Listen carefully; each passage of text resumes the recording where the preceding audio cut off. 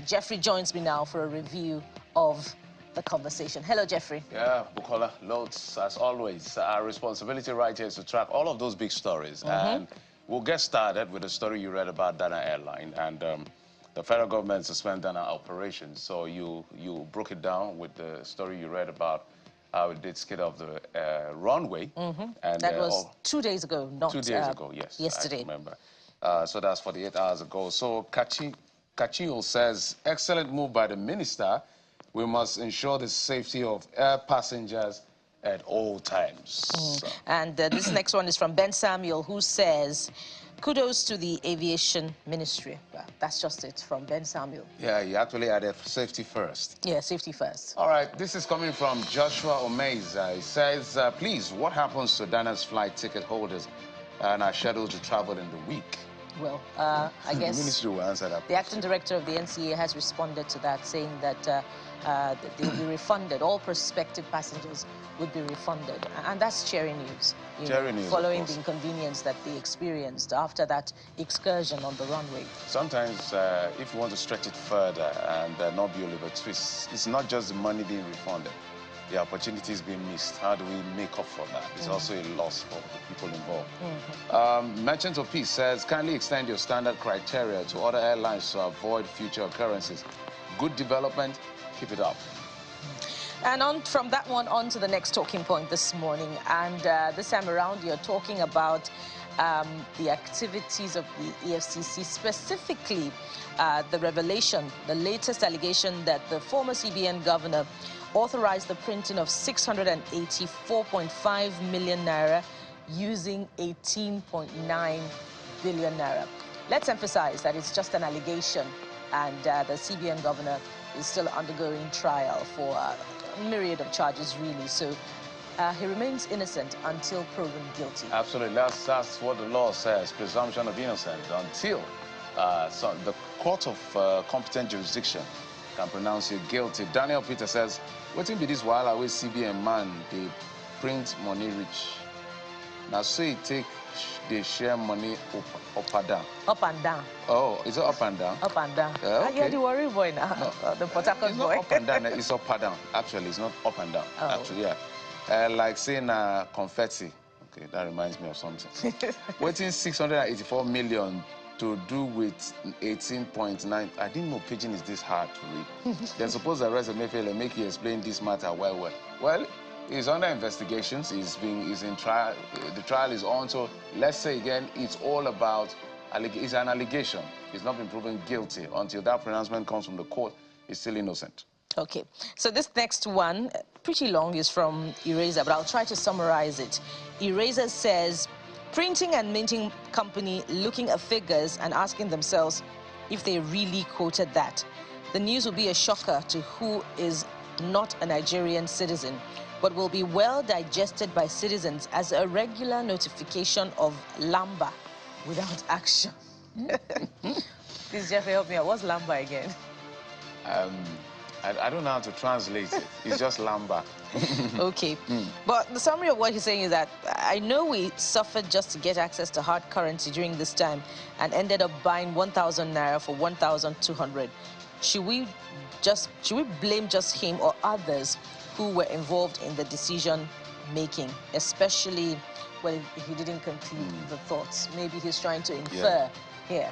Yeah, I remember that period when, is it cash? No, redesign. I was at the immigration office and, oh boy, when you, not at the office itself, the area, when you want to collect money from POS, the POS operators, they became super big boys that period. So everybody can remember that incident last year. Oh, when you were buying, when we were buying 40,000 naira for 70,000 naira just because we needed cash desperately. And Jeffrey, do you know that 7,000 naira? We have hardly recovered from that period because now cash is scarce. The POS operators are making, huge sums of money with the second exchange rate that we have in Nigeria. You're buying 20,000 naira now for 400 naira. Just because when you visit the ATMs, there's hardly ever cash. The CBN should look into that as well. Okay, Collins Opera X says this blatant misuse of funds is unacceptable and further highlights, I need to read from here. the need for accountability and transparency in our financial institutions and government. Emefiele must be held accountable for his actions and justice must be served swiftly. Yeah. All right, still an allegation. And this next one is from Ihene to Emmanuel, who says, or more, if we subtract the money they printed, 684.5 million naira, from the money they used, 18.9 billion, the difference is 18.2 billion. That's a pretty big gap between the two numbers. Well, we'll find out eventually when the court hearing happens, and Emefiele and his counsel and his lawyers will defend themselves. But we've seen worse, well, I say worse things, we've seen funny things in the country happen. We've seen snakes swallowing money and all kinds of things happening. It's embarrassing for us as Nigerians. That is not who we are. These are just a poor representation of who we are. So every country has their own class of those kind of people. So that's not who we are, we must say. But funny things happen across sector. EFCC withdraws appeal against order restraining Yahaya Bello's arrest. So go ahead with the first one. All right, one. so Gabriel Jayola says, now EFCC is making sense. Now let them face the substance of the case and prepare well before arraignment. Less of media brouhaha from them all. All the best. That's what he said. Yeah. And this next one is from Muhammad in Yamida, who says, Nigerians are interested in the case. EFCC appealed against Kogi State High Court ruling, which set ex-governor Yahaya Bello free from them. EFCC needs to continue the challenge of such verdict at appeal court if they're sure, not withdrawing the case just like that. Yeah, so for context, people have said EFCC should stop media trial and all of that. But for context, so this is how the case went. The Kogi State governor, former Kogi State governor, went to the Kogi State High Court and said, my rights, I'm being harassed, protect me. And it was granted an interim injunction. The EFCC appealed that injunction, sought for stay of execution, eventually sought leave of court.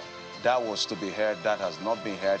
But at the Federal High Court, they instituted a criminal case against him of the over 80 billion, which was heard, I think, yesterday also. Now, what is going on is that we have not even gotten to the substantive issue. The postponement or the adjournment to 20th is to the effect that this argument as to whether arrest, no arrest, whether it's right, all of that will be decided, and they will see whether they can arraign him that particular day. And at that last court date, I recall that the counsel to the FCC had said that it would withdraw the warrant of arrest if the former governor will be present in court. So I guess it just followed up with it. For the lawyers, I guess, because it's a criminal case, he has to come plea. I don't know whether he can be represented by a lawyer when it comes to accepting, making his plea and all of that. Multichoice announces fresh increases in prices of DSTV Go TV packages. Wow. So, Ajibola Adewale says, this company is taking advantage of the system because they know that we don't have any indigenous company to rival them for their incessant increase in their subscription. No pay-as-you-view package, even when there's no light. They are less concerned. But how is Nigeria positioning, to take up market share, as Jeffrey always says, in that space? What happened to digitization, the distribution of set-top boxes, to all Nigerians, and even in that, service as well. If you look critically at what is offered, is it competitive enough to, meet what DSTV has been offering Nigerians over the years? The DSTV will continue to... it's almost like a monopoly. Run the monopoly. Because at the end of the day, the ones that have tried in our country have not been able to beat them to the game. Exactly. Ukala, you have the next one. This next one is from Aminu Aliu, who says, I have dumped them for almost 8 months now. I can't handle the high cost of subs plus buying fuel to enjoy it, else it will amount to wastages. Using an app from my phone that gives me access to sports, all leagues. The government policies lead to increment in production cost as well. So those are the realities. So DSTV will say our cost of production has now increased. So it's reflective of what is happening in the economy and all of that. But I think if we have more players in this space, it will crash as much as possible. So I think we need more players in that space. Absolutely. That's the truth. We need more players because if we don't have more players, these guys, it's business for them. If they feel that they need to match up their costs so that they can make revenue or make profit, that's what they will do. Phenomenon says, despite repetitive programs, recycling documentaries, some have watched over 8 times in the last 3 years. Your subscription keeps increasing, yet in some documentaries you show every time. Anyway, now smart TV all the way now. So you have a choice of content. Okay, this next one is from The Voice, who says, we call government attention to look into this multi-choice matter and do something, I beg. It's too much. Now, every year, they increase their price twice. As the country be like this, where the money to sub, later them go say, now government, they overtask them. That's why them increase price twice yearly. It's too much. I think what the people are actually asking for is pay per view, per se. Like if you don't make calls on your credit, it will remain there. You know, there are other things as well that if you don't use, it remains there as well. But for these ones, even for streaming platforms, you have a monthly subscription. That's their model for making money and all of that. So, let's see how it plays out. When the discos withdraw their service temporarily, as they always do, or in an elongated manner, then your subscription for your DSTV wastes. Well, right. That's a sad reality. Gabriel Isaiah says DSTV should be in the business if they are ready to make it pay as you go. With this fuel price and lack of light, Nigerians should not be compelled to waste money like this. The increase is expected, but they should be charging on pay-as-you-go. That's what we're talking about. So he called on the House of Representatives, and I know they tried to sort this thing out, but it's not been working. All right. And so this next one is about passengers overpowering bandits in Zamfara. Wow. They killed one and seized 2 AK-47 rifles. That's some courage there. That's some bravery. Bravery. Yeah, and this first reaction is from Ikechukwu Kinsley, who says, first time in history, ordinary people take this kind of action. It's time federal government legalized using guns by individuals, farmers, and travelers, especially in the north, for self-defense. I'm grateful they are alive because it's instinct. It's instinct that they have to, because they are not sure, are these guys going to kill me? Because I've been robbed before. One gun to my face, the other to my ear, and my instinct told me they are just robbers. Perhaps if they had said, if something had told me they want to kill me or something, you know, so I'm happy they responded to their instinct, and it worked out. That none of them died. They even had to, you know, take out one guy. Tessie says passengers overpowering bandits in Zamfara and seizing their rifle is a rare occurrence. Those passengers probably had some sort of special training to have summoned courage to fight. Nevertheless, legalizing carrying of firearms in Nigeria is still not the way forward. So, hey, that's a perspective. Some say for, some say against. That debate will keep going on, but at the end of the day, we just want a safe country, all of us. Absolutely. And we hope that the government rises to the challenge. So that's it for a review of some of your talking points about the big stories.